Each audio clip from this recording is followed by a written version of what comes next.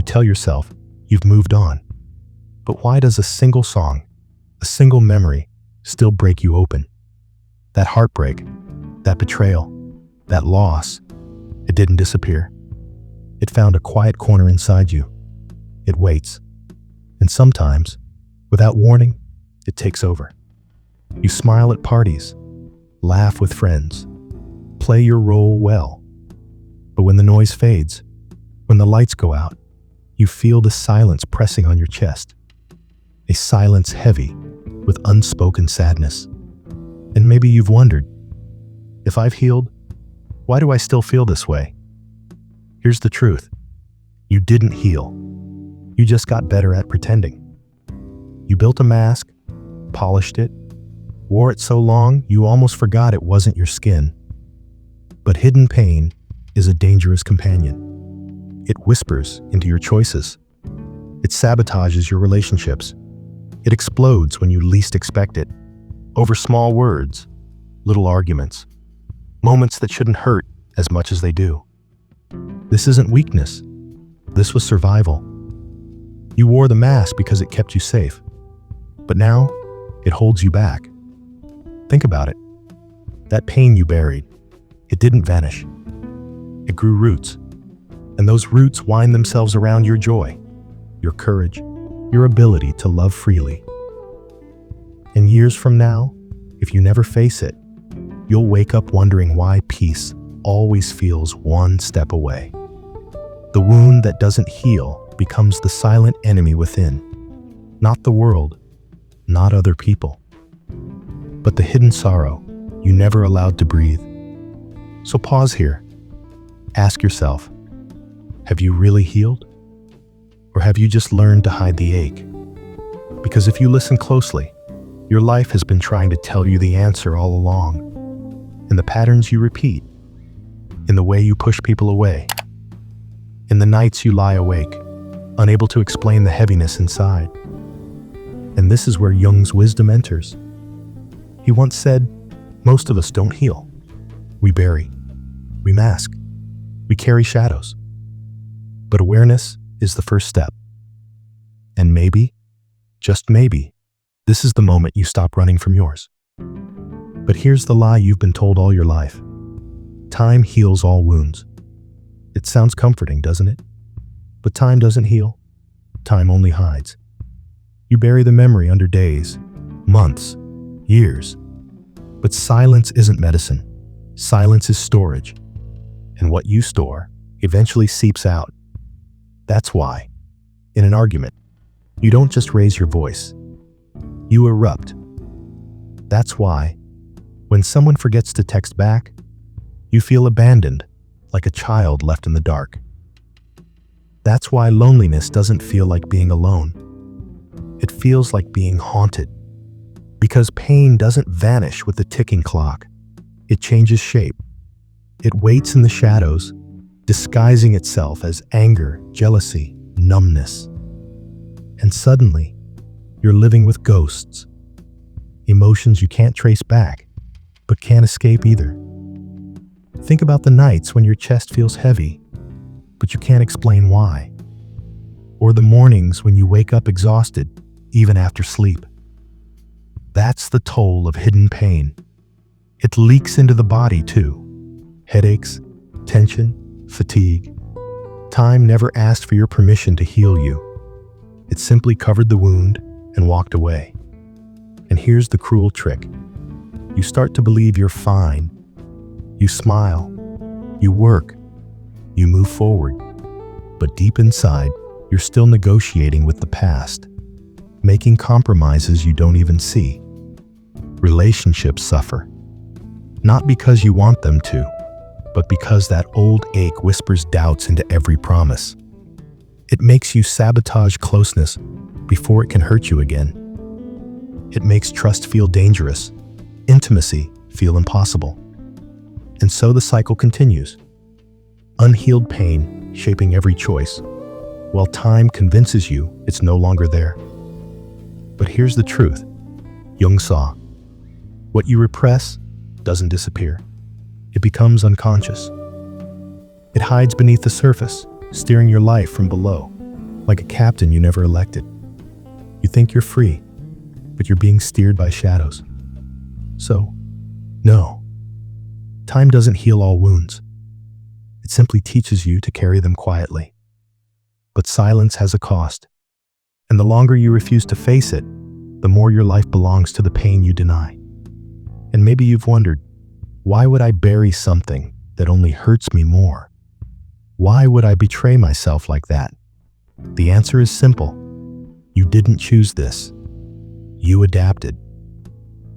Carl Jung once said that most of what we call strength is often just armor. A mask built to protect the most fragile parts of us. And that mask, it isn't weakness. It was your salvation. You hid your pain because you had to survive. Because when the heartbreak came, when the betrayal cracked you open, when the loneliness felt unbearable, your body and mind did the only thing they knew how to do. They built a shelter, a place where the wound could hide so you could keep moving. That wasn't failure. That was wisdom. Primitive, instinctual wisdom. The wisdom of survival. Think of a child covering their ears during thunder. The storm doesn't vanish, but in that small act of hiding, they find safety. You did the same.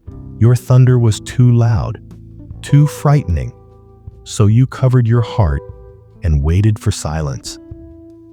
But here's where Jung's insight cuts deeper. What protects you in one season can imprison you in the next. The armor that once saved you now weighs heavy. The mask that shielded you now blocks your breath. This is why you feel torn. Part of you longs to heal, while another part resists. Because healing means lowering the shield. And your unconscious still whispers, if I take it off, I'll be hurt again. But listen carefully. The fact that you hid your pain doesn't make you weak. It makes you human. It means you loved deeply enough to be wounded. It means you trusted, cared, hoped. And when those hopes broke, you built walls to keep yourself alive. Jung called this hidden part of us the shadow. Not evil, not bad, but the container of everything we couldn't face. And carrying a shadow doesn't make you broken. It makes you real. Everyone has one. Most people never admit it. So release the shame. You didn't fail at healing. You succeeded at surviving. And survival is always step one. Now, step two is different. It's the courage to notice when the old protection has become a prison. To ask, is the mask still serving me? Or is it stealing me? Because what Jung knew is this. Once you understand why you hid, you no longer have to hate yourself for it. You can meet that younger self, the one who buried the wound, with compassion instead of blame. And that shift from shame to understanding is where real healing begins. But survival is only the beginning. Because what you bury doesn't stay buried. It grows. Jung called this the shadow, the unseen self, the keeper of everything you hide. Not just your pain, but your anger, your fear, your jealousy, your unspoken longings, the parts of you you don't want others to see. And sometimes, the parts you don't even admit to yourself. Think of it as a second life you carry behind you. A quiet double who follows your every step. You can't see it clearly, but it moves when you move. And every time you repress an emotion, you're feeding it. The mask you wear in public, confident, capable, composed, that's your ego. The version of you designed to keep order, to win approval, to survive in the world. But the ego cannot hold forever what the shadow demands to release. That's why resentment leaks out in sarcasm you didn't mean to say. That's why exhaustion creeps in even after you rest. Because wearing a mask costs energy. That's why burnout feels less like tiredness and more like disappearing. You're not just drained, you're divided. And here's where you might protest, but I've moved on. I don't feel the pain anymore. Yes, it feels that way. But numbness isn't the same as peace. Avoidance isn't the same as freedom. Think about the last time someone's small comment pierced you deeper than it should have. That wasn't about the moment. That was your shadow knocking, reminding you it still lives. This is Jung's warning. The shadow you refuse to face will quietly control your life. It will choose your relationships. It will shape your fears. It will sabotage your future, all while you tell yourself you're fine. Because here's the paradox. The more you deny it, the stronger it becomes. The more you push it down, the louder it whispers. Until one day it bursts through, in rage, in despair, in choices you regret but can't explain. And maybe that's why you feel so tired. Not just physically, but soul-deep weary. Because hiding from yourself is the heaviest labor of all. But here's the part you need to hear. This doesn't mean you're broken. It means you're human. Every one of us carries a shadow. The difference is whether we face it or let it rule us from the dark. So pause and ask yourself, what is my shadow holding for me? What have I locked away so tightly that it now leaks through the cracks? Because the shadow doesn't vanish with denial. It waits for recognition. And the moment you begin to see it, name it, and own it, that's the moment you take back your life from what hides within. And maybe you've already felt it, the breaking point, the moment when the mask slipped, when your anger came out sharper than you meant, when your tears spilled in a place you swore they wouldn't, when you looked at yourself in the mirror and whispered, I don't even know who I am anymore. That breaking point is not your enemy. It's your signal. It's the shadow rising, not to destroy you, but to be seen. Because here's the truth. Real healing doesn't come from running or burying or pretending. It comes from awareness, from turning toward the wound instead of away, from integration, weaving the hidden parts of you back into the whole. Think of it like this. Your shadow is not trying to punish you. It's trying to return home. The anger, the sadness, the fear, they are not intruders. They are exiled pieces of you, knocking at the door, asking to be welcomed back. So where do you begin? Not with grand plans, not with promises to fix yourself overnight. You begin with noticing. The next time you're triggered, pause. Instead of judging the reaction, ask, what memory is this echoing? What old wound just woke up? That's step one, noticing. Then comes naming. Put words to what you feel. Anger, grief, abandonment, shame. Because what you name, you can face. What stays nameless keeps its power. And finally, integration. This means holding your shadow with compassion. Saying to yourself, of course I feel this. Of course I protected myself this way. And now, I choose differently. Jung believed awareness is the beginning of transformation, not because it erases pain, but because it breaks the cycle of unconscious control. When you see the shadow, you are no longer ruled by it. So yes, the breaking point hurts, but it is also the doorway. And once you walk through with awareness, the path toward healing isn't about becoming someone else. It's about becoming whole again. And maybe you're wondering, but what does this actually look like?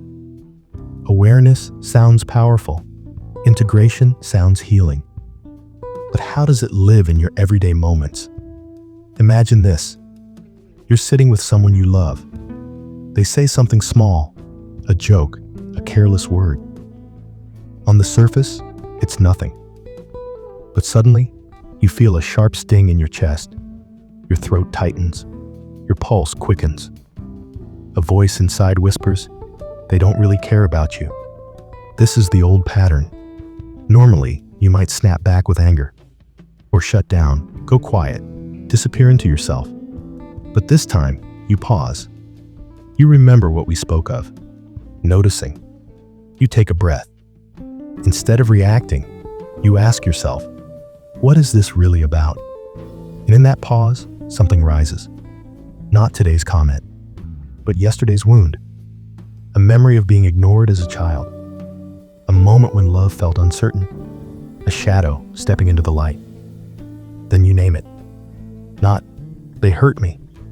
Not, "I'm overreacting." But simply, "This is abandonment. This is fear." And as you name it, you feel a shift. The sting is still there, but it no longer controls you. It softens. And then integration. You remind yourself, this is old pain. It belongs to the past, not this moment. You look at the person in front of you and realize they are not your wound. They are not your past. They are simply human, imperfect, but not your enemy. In that single act, the cycle breaks. You've turned a trigger into a teacher. The shadow didn't vanish, but it no longer drove the wheel. You did. And this is what healing looks like. Not fireworks, not instant freedom, but quiet revolutions inside ordinary moments. One pause, one breath, one act of awareness at a time. Because every time you choose to notice, to name, to integrate, you reclaim another piece of yourself. And piece by piece, the shadow becomes less a prison and more a guide toward wholeness. And this is where everything changes. Because healing is not about becoming someone new. It's about remembering who you were before the wound and learning to carry that self forward with tenderness. You are not broken. You are not weak. You are not defined by the things that happened to you. You are a soul who survived storms. You are a heart that learned to beat even under armor. And every scar you carry is proof that you kept going, not proof that you failed. For too long, you believed your worth was damaged by pain. But pain doesn't diminish you. It reveals the depth of your humanity. It shows how deeply you can feel, how fiercely you can love, how bravely you can rise again. This is the invitation to live beyond survival, to no longer settle for masks and shadows, to walk with your wounds, not against them, to let awareness open the door to transformation. So pause for a moment. Ask yourself quietly, what part of me have I been hiding? And what would happen if I finally gave it light? Because healing is not the absence of pain. It is the presence of wholeness and the life you've been longing for, the peace, the love, the freedom. It begins the moment you decide to face yourself and finally to embrace all of who you are.